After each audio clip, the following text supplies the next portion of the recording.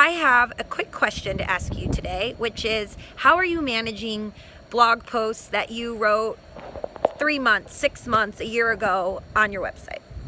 For most people, they write their posts and then they never do anything else with it. It's just there. They might reshare it on social every once in a while, but that's it. And my tip for you today is to really come up with a better strategy for how you optimize old blog posts. So what research finds is that for most websites, the way blogs work, you're going to continue to get the most bang for your buck with those posts 3 months, 6 months, 12 months after you've posted them, right? And the reason for this is simple.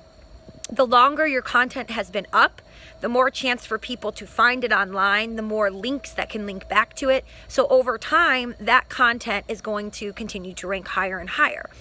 Of course, having fresh content on your website lets Google know that your site is up to date and relevant and that you're continuing to update it. But what a lot of people forget to do is update and optimize past blog posts. So it's pretty simple what you want to do. You want to, at least once a week, find an old post, pull it up, and look at, since the time you wrote it, number one, did you write anything else related to that post you can link to, right? So let's say you wrote a post on planning for retirement, and since then you've wrote 2 other articles on similar topics.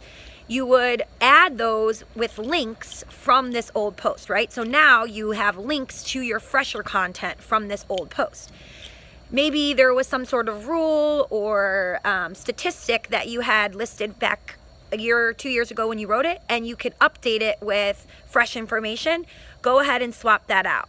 You can also update new imagery, even add maybe a paragraph or 2 that's fresh and up-to-date content, and then you can republish it with those changes on your blog. We do this all of the time, and we have seen a huge ROI on our own 20/10 blog when we go back and optimize old blog posts. A lot of people are not doing this. So if you employ this strategy, you'll also be really ahead of the game when it comes to how you're getting more organic traffic to your website. Additionally, when you're thinking about old blog posts, you can also repurpose them into new content. So let's say you, over time, have written 5 different articles about retirement planning.